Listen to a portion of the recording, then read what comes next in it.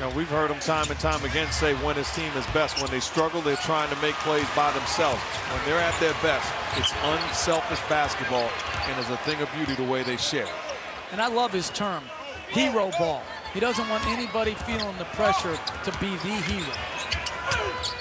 Good entry pass to Bynum, and he's fouled on the pass. Good ball movement that time by the Lakers.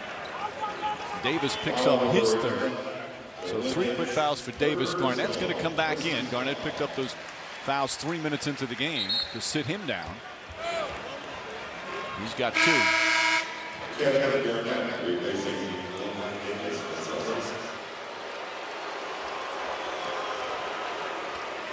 And I think the Celtics have to think about, is Garnett better served guarding Gasol to stay out of foul trouble, or Bynum?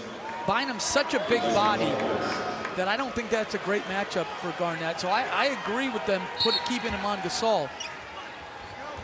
But I think they have to do something to try to minimize his foul trouble. Farmar to the basket. Oh, Jordan Farmar gets to the rim. Doc Rivers was not happy after that. The defense has been superb so far for the Celtics. Not that time. When you talk about Kevin Garnett foul trouble, you can't pick up a foul bumping Pau Gasol in transition, so you got to be smart. Farmar in and out. Garnett tries to tip it. Instead, it goes out of bounds. And a Laker ball. And this is just bad defense for the Celtics, allowing Jordan Farmar to turn the corner. No help from the weak side. He gets all the way to the cup for uncontested lane. You know, that play right there, that's both on Wallace and Garnett, both hugging their man. And then you've got to be able to secure that rebound. Quit tipping it and grab it. Bryant wants it. We're going to post up Tony Allen. Now squares and faces. Bryant backs in, double team. He's going to be called for travel.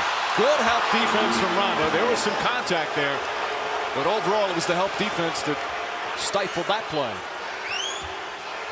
What I like about that, instead of sending the big guy to help, which led to a lot of layups, big man hitting big man, they came down with Rondo late. Good timing. Rondo, bad timing on that pass and a turnover. That's 6 for the Celtics. Shannon Brown, hard drive. And he'll go to the free throw line. Crowd ready to explode on that one. Brown, when he goes to the rim, he's one of the most exciting players in the league. Well, absolutely. That's why Doc Rivers is upset.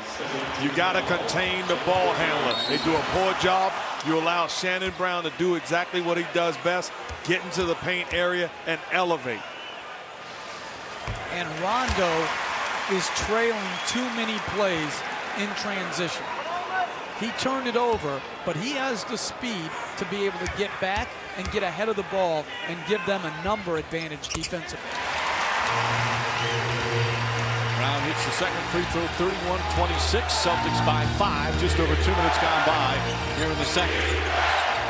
You expected the Celtics to respond and attack much like they have to start the game. Rondo, oh, what a fake, and he lays it in. Pretty play from Rajon Rondo. That's a Goran Dragic move. He got Dragic right there. Rondo's done that himself a bunch of times this year. Just cups the ball in his hand with the fake as Brown shoots the jump shot. And Rondo the rebound. He's had an 18-rebound game in these playoffs. Back for Allen, a 3. It's good. Ray Allen from downtown. And the Celtics open up a 10-point lead. Other than the 2 possessions where Rondo tried to do too much by scoring, he is putting on a clinic how to push the ball and make plays. 5 assists for Rondo. And getting it done in the open floor. Coast to coast. How about this? Do me a favor, Andrew. Jump and then lays it in. Take him to the streets. Rondo, outstanding job taking advantage of the Laker defenders. Excuse me. Beautiful laying. And then pushing the ball. Ray Allen wide open. Pass off point, but I'll do the rest. You know the rules. Hand down, man down. ESPN's presentation of the NBA Finals on ABC. Brought to you by Toyota, moving forward. Cats and Dogs, The Revenge of Kitty Galore. Unleashed in 3D July 30th, only in theaters. And Frost Brewed Coors Light, the world's most refreshing beer.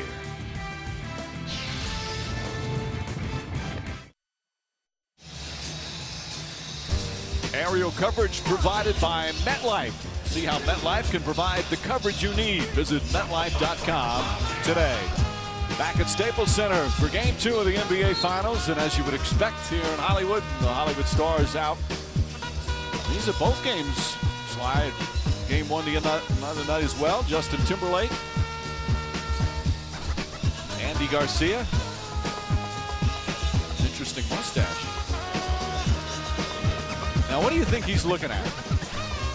I have no idea. But you know that Andy Garcia mustache reminds me of the time when Bobby Valentine, the manager of the Mets, put on that mustache and tried to sneak back into the game. Right after he was ejected. If there was a draft, Andy Garcia's mustache or Michael Jordan's mustache in the Hanes commercial, I'm selling my draft. Farmar having some problems, gets in, knocked away by Allen. And excellent defense from the Celtics. Ray Allen, Tony Allen, Rondo, Perkins, and Garnett.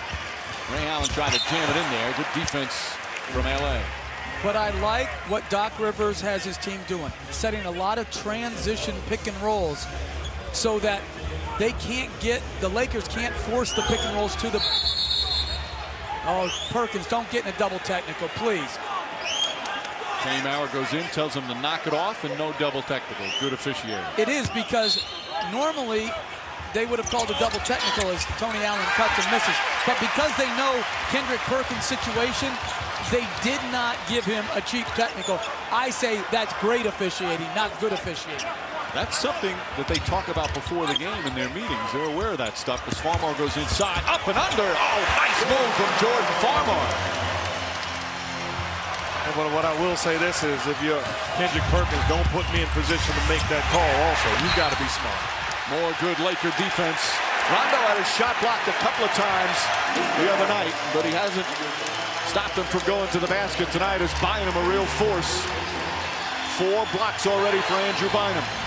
Good push by Rondo. Left-hand layup, great timing by Bynum. And the unintended consequence, Kevin Garnett on the rebound picks up his 3rd foul. And that's what I'm talking about. Rondo is not going to dominate this series by scoring. That's trying to penetrate over length. Even in that penetration move, Ray Allen standing in the corner all by himself. Continue to make the proper plays. So a frustrating first half for Garnett, who will no doubt sit the remainder of the half. Rasheed Wallace has played well off the bench. He'll get big minutes here.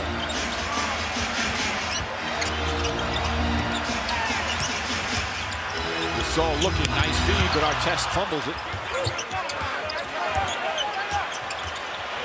Shannon Brown was wide open, but Artest wanted to take it. Kicks it out to Farmar. Farmar double clutches. That won't go. Here comes Rondo again. 3-on-1 break. Struggles with his dribble. Ray Allen backs out. A 3. Knocks it down again. Ray Allen from downtown.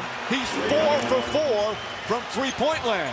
The Lakers defenders doing a poor job keeping the body on Ray Allen. When they push the basketball, he's getting to his spot, getting wide open looks. Artest. And another turnover.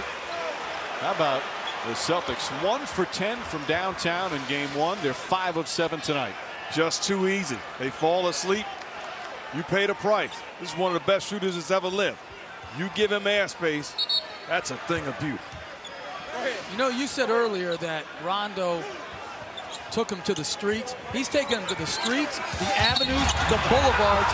He's taken him all over the city of LA right now in transition, creating good shots as he's fouled in the backcourt by Farmar. So Farmar picks up his first. Celtics will take it out. You know, Doc Rivers, he said this before. He says, you know, when we lose a game, we're old. When we win a game, we win because we have great experience. Sometimes the overreaction to one playoff loss or one playoff victory. The Celtics are a different team here tonight in game 2.